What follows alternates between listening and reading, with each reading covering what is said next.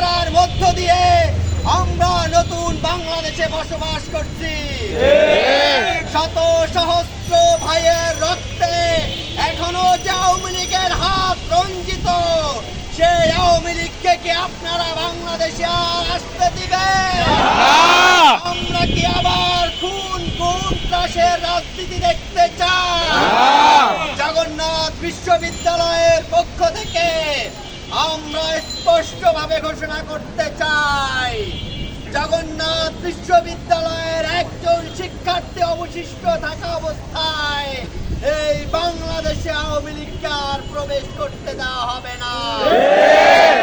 একনল hand wash 100% paraben free, তাই নিরাপদ হাতের জন্য আস্থা রাখুন একনলে। ইন্টারিম গভর্নমেন্টকে হুঁশিয়ার করে বলে দিতে চাই, আপনি ভুলে যাবেন না আপনার ওই চেয়ার আমার ভাইয়ের রক্তের উপর বসে আছে। সুতরাং রক্তের সাথে বেঈমানি করবেন না। যারা রক্তের সাথে বেঈমানি করে তাদের ফলাফল কখনো ভালো হয় না। আমাদের বিপ্লবীরা এখনো মরে না, আমাদের আহত যোদ্ধারা এখনো হাসপাতাল থেকে বাড়ি ফিরে যায় না।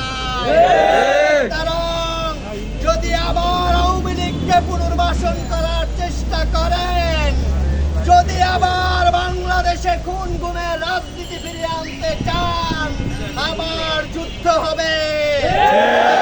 আবু সাঈদেরা বুক চেতিয়ে দাঁড়াবে আর মুক্তরা শাহাদাত বরণ করার জন্য মাথায় পতাকা বেঁধে রাজপথে নেমে আসবে। সংগ্রামী উপস্থিতি, আজ থেকে আমাদের এই সংগ্রাম আওয়ামী লীগ নিষিদ্ধ না হওয়া পর্যন্ত বলবৎ থাকবে। সুতরাং আপনারা আমাদের আজকের এই শান্তিপূর্ণ কর্মসূচিতে যেভাবে অংশগ্রহণ করেছেন, পরবর্তীতেও যতদিন পর্যন্ত আওয়ামী লীগ নিষিদ্ধ না হয় আমাদের চলমান কর্মসূচিতে আপনারা সবাই অংশগ্রহণ করবেন।